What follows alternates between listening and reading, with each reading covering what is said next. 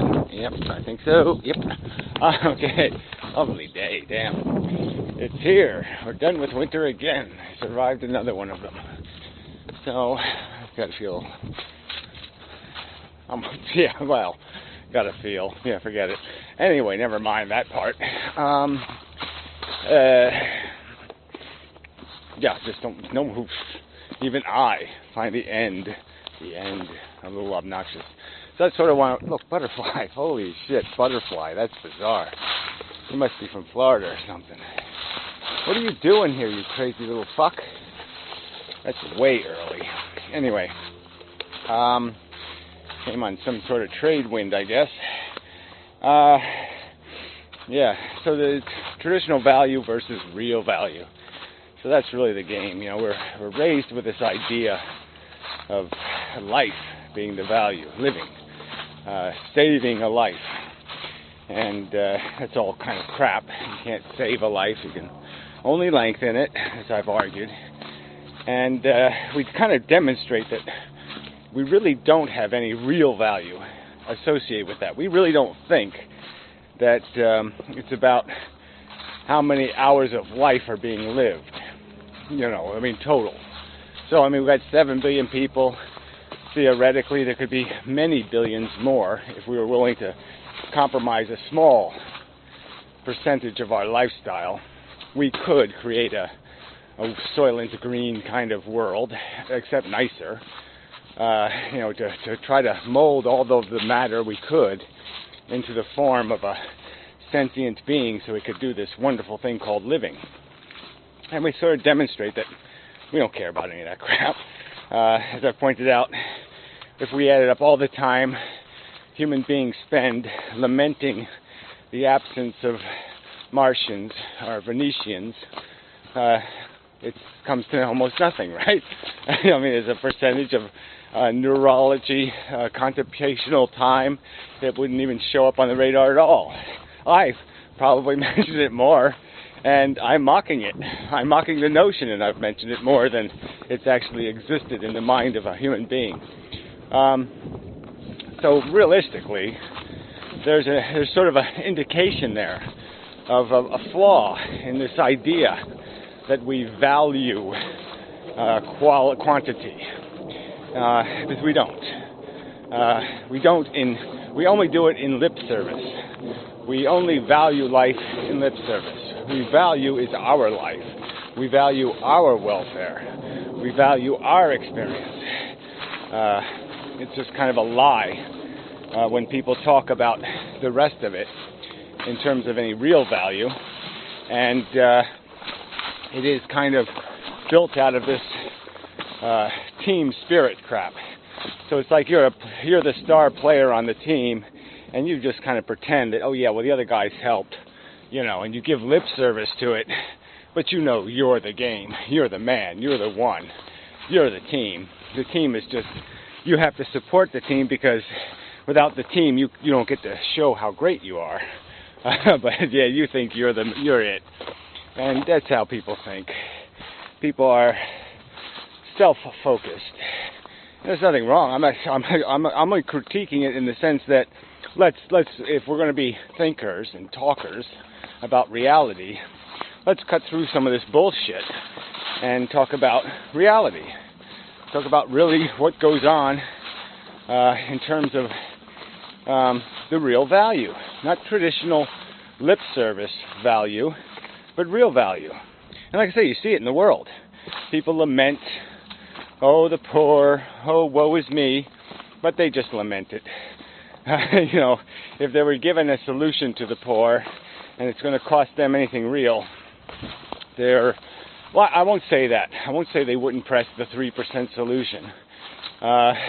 It's just that we're not really offered that, because every time somebody comes up with a solution, the solution is usually run by people with a self-interest who aren't going to create the solution. They're actually just going to create a job for themselves, a living for themselves, a profit for themselves.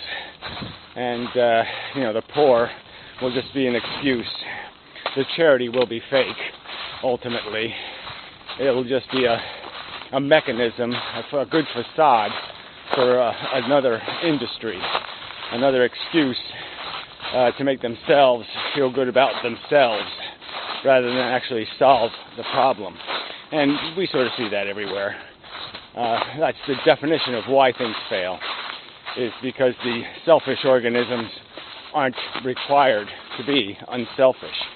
They're allowed to cheat all over the fucking place, and they cheat the very concept they're supposed to be trying to defend.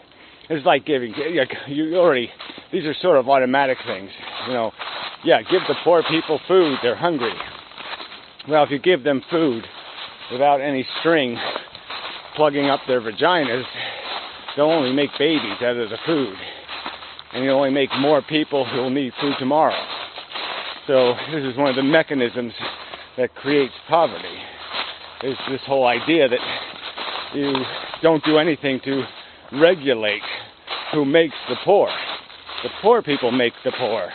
I mean, the rich people are exploiting them. They create the opportunity for poverty. They create almost the necessity of it.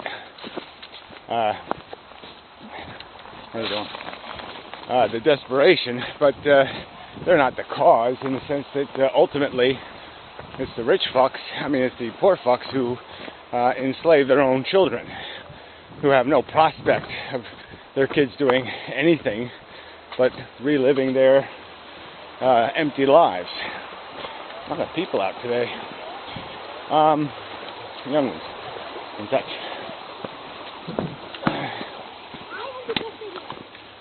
And so anyway, kids are distracting. Anyway, the point is, so we get back to this whole argument about what's valuable, and that's why it's going to be really complicated. We have thought experiments based on without premises where we're agreeing on what has value. I would say that a medical system that provided, that primarily provided deal with death services, that just helped you get over your illness by gracefully sliding out, would be hugely more beneficial to the human race than a fight death strategy. Defeat death. Because you can't win. You won't win. How you doing? Hi. So I don't think you win with a strategy that somehow you're going to defeat death, because you won't. Death will arrive eventually, and all you'll do is prolong it, put it off for a little while to do more of the same that you could have done more efficiently through some other mechanism. You could have paid the 50 cents to save a life in Africa instead of paying $50,000 to prolong a broken human being here who's just going to be kind of miserable and disabled anyway. It is a little bit preposterous as a logical equation. It's just what are you getting for your money? What are you getting for the value resources squandered? I made this argument before. If we were doing this as keepers of a rat game, if we were gods in charge of the rats, and just metaphor that as gods in charge of humans, but let's just make it more real for us, and they're just rats, and you kind of know, well, making more rats doesn't really matter. All I want to do is make sure the rats playing the game have as high a quality of life as possible. And so if we were engineering rat life, I think we would be able to understand just how there's no point in these wastes. That these wastes that we impose on ourselves and each other are all wastes made out of emotion, made out of selfish reactions,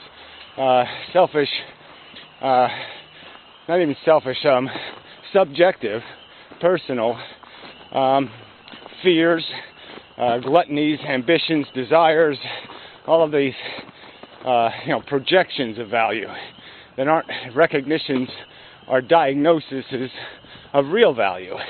They have no real correlate. They are entirely ooey gooey bullshit emotional reactions that have value in themselves, the fact that we have emotions, but they don't have any value. Doc. They don't have any value in defining or describing reality. They cheat reality. They distort reality.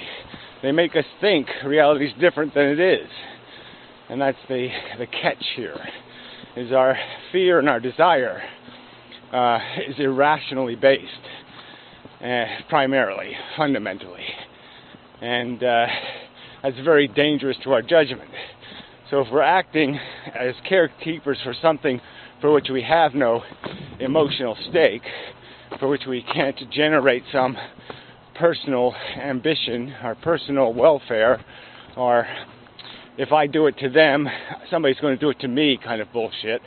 If you take that out of the scenario, all of a sudden you can see huge economies to be gained by not, doing these. You wouldn't bother with medical centers to replace organs inside the rats, to exchange out organs. You just say, well, let's just trade that rat that's broken for that new rat over here that's perfectly healthy and that would have died because of the food and resources that other rat ate. So let's maximize the existence of the healthy rats and minimize the existence of the unhealthy rats. You just do the logical thing in the best interest of the rats. And that's where best interest of the rats has gotten lost in our philosophical conversations, because people are talking about their best interest, the best interest of their kind, their nation, their race, their people, and it's not about the best interest of consciousness, which is, in my opinion, the only rational best interest. The only best interest to be concerned about is the entire interest. All interests are interests. All we's are we's. All me's are me's. All you's are you's. If you're not understanding that, and understanding you can't gain at the price of somebody else's pain. If you can't understand that walking across somebody else's body and stepping on their face to get across the stream or something is not acceptable, you paid too high a price for the crossing. You've gained at too high you've compromised something of more value than you preserved, in the sense of preventing your feet from getting wet. It was a bad value exchange. And that's the reality of our existence. We can't separate ourselves from the reality that we are one sentient on a game board covered with sentience, and that we can't steal comfort from a bunch of sentience out there to satisfy our comfort. And there's no good math there. We're consuming more than we're producing, quite simply. What we gain isn't worth the pain. And if we had to really acknowledge the price, to see it, to shake its hand, to get up and close and personal with it, then you could understand that. And that's sort of the threat of these thought experiments, is that some of these end up bringing it home, getting it closer, making it more visible. And it also has the downside as thinkers, because again, we're still emotional animals, and we have to keep so vigilant in preventing ourselves from emotionalizing a subject, like longevity, like understanding that even though it's horrible that somebody might die young, it's not so horrible if they would have lived to die slowly. That the fact is they're better off dying young than dying horribly and slowly. But these trade-offs are real, and they're just factual. And that's all I can say. They're the facts, and our emotional crapola about always hating endings and losing doesn't recognize that sometimes the losses are creating a huge gain. We just don't feel that, because we just know how much we hate losing.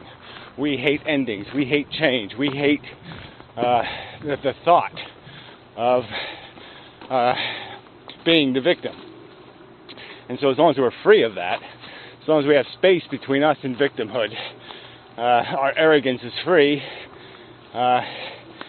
and we don't have to associate ourselves with anything else but being defensive of victimhood, even though there's a completely impractical non-acceptance of the fact that victims often create victims. That starving people create poor people who become starving people.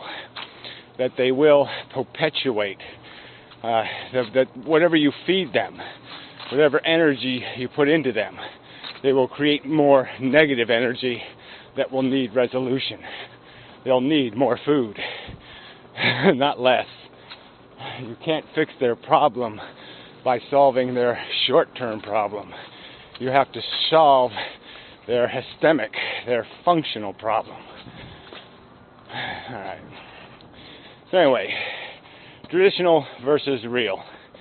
An important kind of subject. Maybe I'll title it that. Okay. So, till next time and such.